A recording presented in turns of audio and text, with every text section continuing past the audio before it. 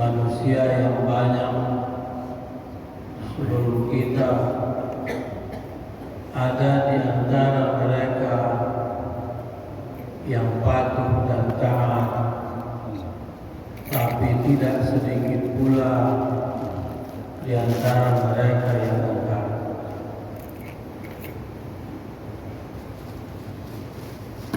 Dan perilaku orang-orang yang engkar itu ternyata tetap diwarisi oleh makhluk atau hamba Allah yang hadir belakangan. Namun seakan-akan dia merasa tidak melakukan pelanggaran terhadap ketentuan-ketentuan Allah Subhanahu wa taala. Manakala kita telisik, kita perhatikan satu persatu dari perintah Allah itu yang sudah kita langgar. Di antaranya adalah Allah memerintahkan kepada kita untuk hanya mengabdi kepadanya, hanya menyembah kepadanya, tapi kita justru membuat alasan, membuat ketentuan, membuat dalil-dalil yang lain yang kemudian membiarkan urusan itu telah tetap dilalaikan. Kita malah lebih percaya dengan jin dan syaitan. Kita lebih suka meminta kepada selain Allah Subhanahu wa taala. Padahal Allah di dalam Al-Quran surat Al-Fatihah sudah menjelaskan, Iyyaka na'budu wa iyyaka nasta'in. Kepada Engkau saja kami menyembah dan kepada Engkau saja kami mohon pertolongan. Jemaah yang berbahagia, lalu perintah Allah yang lain seperti mengeluarkan zakat, dan itu ada ketentuan, ada haul, ada ketentuan jumlah, dan itu pun tidak ditaati.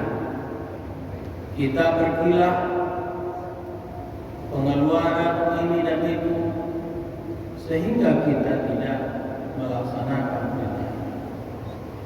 Ada infak sedekah yang tidak ditentukan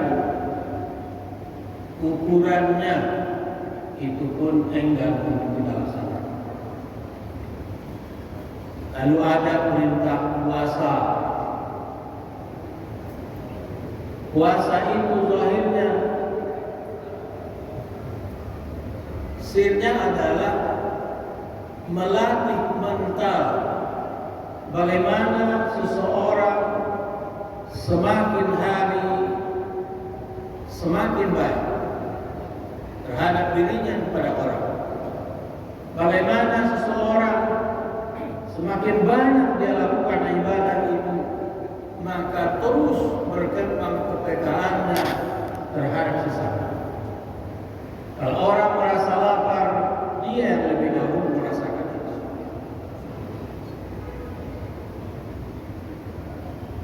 Tapi itu pun tidak terwujud. Ada perintah ibadah haji, sebahagian ada yang sudah melaksanakan, tapi sebahagiannya belum melaksanakan. Ada pun yang sudah melaksanakan menganggap bahwa itu adalah titel, itu adalah sebuah kebanggaan, padahal itu adalah ibadah kepada Allah Subhanahu wa taala. Kapan diketahui seseorang hajinya mabrur? Ketika dia telah kembali ke pengalaman. Bagaimana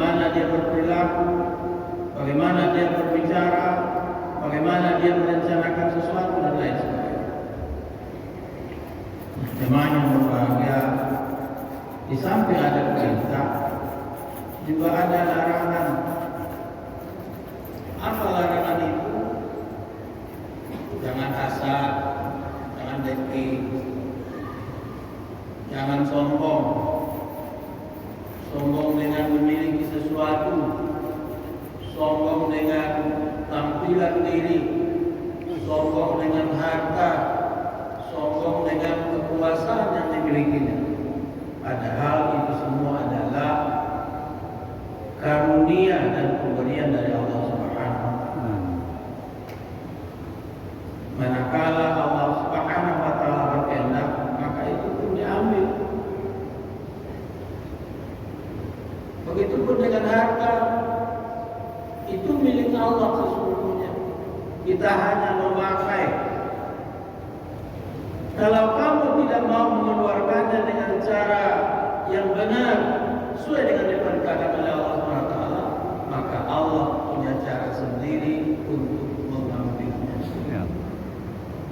Jemaah yang berbahagia, kita beralih kepada hal-hal yang tadi, bahwa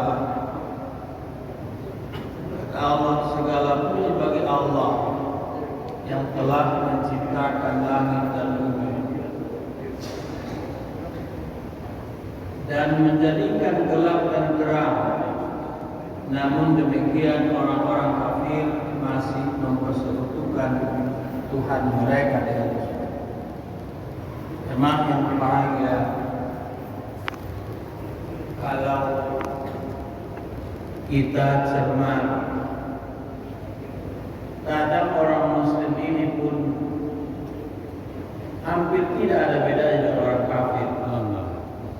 Apa yang membedakan orang Muslim dengan orang kafir itu?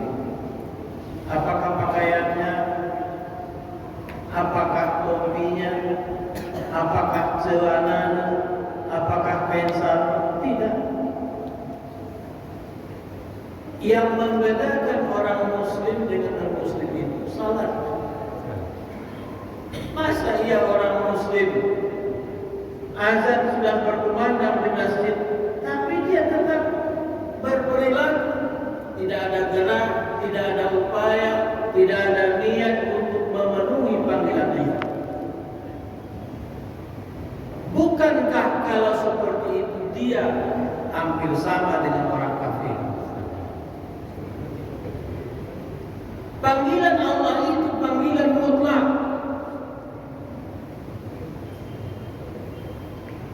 Ini justru yang panggilan mutlak itu adalah panggilan dari atasan.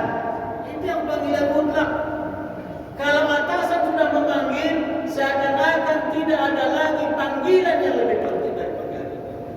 Malah kalau bersamaan panggilan azan, kemudian ada panggilan atasan, maka panggilan atasan itulah yang lebih diutamakan. Apa alasan kita? Jangan ikut nak berasuk dah boleh merantiau kerana. Bukankah Allah Subhanahu wa taala yang menyediakan rezeki itu? Bukankah Allah atas kehendak Allah Subhanahu wa taala kita bisa bekerja di satu tempat? Bukankah Allah atas kehendak Allah Subhanahu wa taala kita dapat menerima gaji? Kalaupun kita bekerja, tapi Allah tidak mengizinkan kita menerima gaji, tidak menerima. Tidak menerima. Jemaah yang berbahagia, lalu di ayat berikutnya Allah jelaskan, Dialah yang menciptakan kamu dari tanah, kemudian Dia menetapkan ajal kematianmu dan batas waktu tertentu yang hanya diketahuinya. Namun demikian kamu masih saja meragukannya. Dan Dialah Allah yang disembah di langit maupun di bumi. Dia mengetahui merahasiakan dan apa yang kamu nyatakan, dan mengetahui pula apa yang kamu kerjakan. Dan setiap ayat dari ayat-ayat Tuhanmu, Tuhan yang sampai kepada mereka atau orang kafir, semuanya selalu diingkari. Jemaah yang berbahagia, biar kita yakin dan semakin yakin pada Allah Subhanahu wa taala, bacalah buku yang berkenaan tentang itu. Kalau kamu tidak membaca buku, kamu tidak punya pengetahuan. Kalau kamu tidak punya pengetahuan, kamu akan diombang-ambingkan oleh keadaan. Datang berita, seakan-akan berita itu berita yang benar, padahal dia tidak benar. Datang lagi berita yang lain, kita pun menganggap seakan itu benar, padahal tidak benar. Contoh, kita mengetahui dari orang-orang sebelum kita bahwa neraka, orang yang masuk neraka itu kekal. Al-Quran menyebut dengan bahasa khalidina fiha abada, mereka kekal di dalamnya untuk selama-lamanya. Apa kata Islam, jaringan liberal? Itu sementara. Ada makna yang lain, bukan selama-lamanya, tapi selamanya itu ada masa tertentu. Lalu apa lagi yang mereka sebut? Al-Quran menyebut bahwa ketentuan pembagian harta pusaka itu diatur sedemikian rupa oleh Allah. Apa kata mereka? Itu tidak relevan dengan zaman. Seakan mereka lebih pintar ketimbang Nabi, seakan mereka lebih berpengetahuan ketimbang Allah Subhanahu wa taala. Kenapa mereka menerima itu? Kenapa mereka menganggap itu sesuatu yang benar? Mereka tidak punya pengetahuan. Kita ini seperti orang yang sombong. Ketika orang mengaji, kita seakan menuntut ilmu. Tidak kita dengar. Meski kita hadir di masjid, meski kita hadir di pengajian, kita seakan-akan tidak berkenan dengan apa yang disampaikan Ustaz. Kita tetap pada pendirian kita. Kita menganggap bahwa apa yang sudah kita peroleh selama ini sudah amat cukup. Bahkan kita menganggap bahwa kita sudah punya pengetahuan. Karenanya saya tidak perlu ada lagi kajian-kajian yang lain. Saya tidak perlu lagi ada tambahan ilmu pengetahuan. Kemungkaran maksiat tidak mau setempat dengan cahaya Allah Subhanahu wa taala. Orang yang banyak, orang yang sombong, yang menganggap dirinya benar, yang menganggap dirinya punya pengetahuan, maka dia tidak akan memperoleh pengetahuan.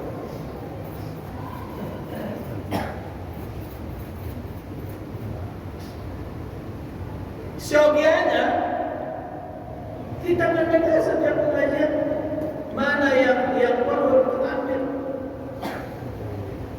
Yang terpenting adalah kita rasakan pada diri kita bahwa kita ini tetap punya kekurangan.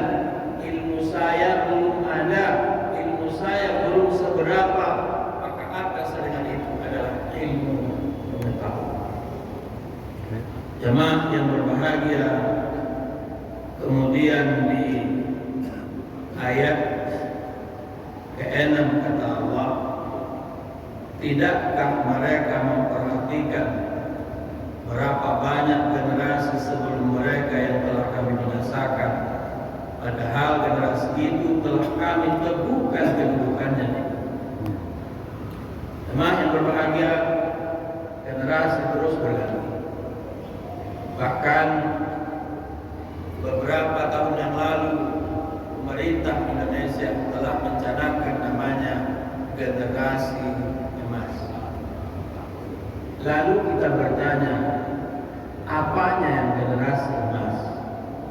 Apakah hanya sekedar tampilannya atau hanya beritanya? Padahal kalau kita melihat generasi hari ini, generasi yang cengeng, sedikit-sedikit mengadu, sedikit-sedikit minta tolong, sedikit-sedikit mana ayahnya, sedikit-sedikit mana ibunya. Ketika dia bermasalah di sekolah, dia sampaikan ke orang tuanya pun ikut membantah, ikut menentang, bahkan menyerang para guru yang menyalahkan anak. Benarkah seperti itu generasi emas yang dimaksud? Bukankah yang dimaksud generasi emas itu adalah mentalnya kuat, pengetahuan yang banyak, dia santun, dia jujur, dia punya semangat kuat untuk melakukan setiap kebaikan. Jemaah yang berbahagia, tentu kita amat ingin generasi yang baik, dan kitalah yang bisa mewujudkan itu. Tentu saja berasal dari rumah yang penuh dengan ilmu pengetahuan, orang tuanya yang santun, orang tuanya yang baik, orang tuanya akan membimbing dan memberikan pengetahuan itu. Semoga Allah Subhanahu wa taala menguatkan hati kita, menguatkan jiwa kita, dan terus kita berjuang. Semoga kita memperolehnya. Semoga bermanfaat. Assalamualaikum warahmatullahi wabarakatuh. Waalaikumsalam warahmatullahi wabarakatuh.